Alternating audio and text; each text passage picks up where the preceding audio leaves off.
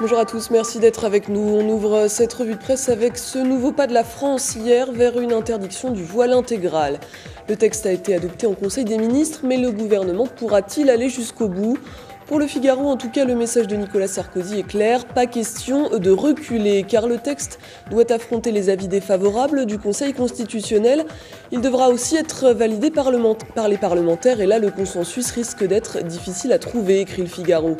Une grande partie des socialistes jugent le texte inapplicable, tandis que les centristes sont très divisés sur le sujet. Et les musulmans de France, qu'en pensent-ils ? C'est la question que s'est posée l'Express. Beaucoup d'entre eux ne cachent plus leur désarroi, écrit l'hebdomadaire.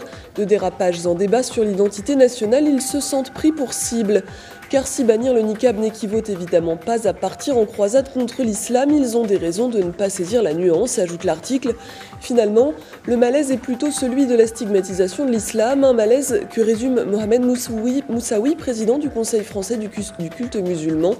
L'islam est une religion de paix, victime des amalgames, de la crispation et du repli identitaire qui menacent notre société.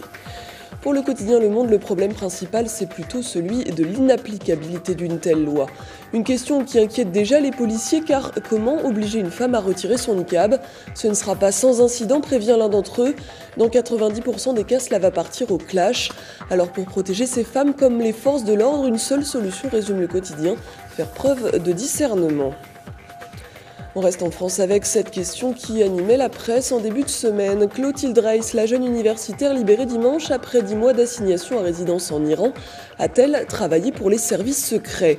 Non, dément-elle catégoriquement, et pourtant ce matin, c'est la Tribune de Genève qui met les pieds dans le plat, avec ce témoignage d'une autre jeune chercheuse dans un pays chaud qui assure avoir elle aussi été contactée par le renseignement français. Une pratique courante, selon elle, aux grandes dames de la communauté scientifique, qui craint pour son indépendance et sa crédibilité à l'étranger. Ils se servent de nous, déplore la jeune femme, car ils savent que si nous sommes accusés d'espionnage, il leur sera facile de nous faire passer pour de naïves oies blanches. Dans le reste de l'actualité internationale, la marée noire qui continue sa course dévastatrice aux États-Unis. Que s'est-il passé le 20 avril sur la plateforme Deepwater Horizon, s'interroge Le Monde.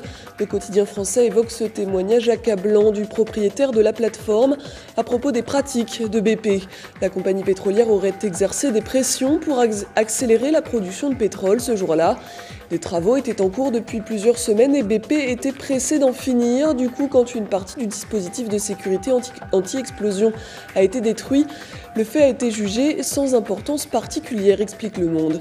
Conséquence, aujourd'hui, le puits aurait déjà recraché plus de 800 000 litres de pétrole dans l'océan. On revient dans notre région, c'est une petite revanche pour l'Algérie. La FIFA, la Fédération internationale de football, a décidé de sanctionner l'Égypte après les incidents qui ont émaillé la rencontre du 12 novembre dernier. Conséquence, explique aujourd'hui le Maroc, la fédération égyptienne ne pourra pas disputer à domicile ses 2 premiers matchs de qualification au Mondial 2014 et elle devra payer une amende d'environ 71 000 € pour n'avoir pas pris toutes les mesures de sécurité nécessaires lors du fameux match. Une amende qu'El Watan juge insignifiante. Le quotidien algérien s'élève contre, je cite, le jeu malsain de la FIFA.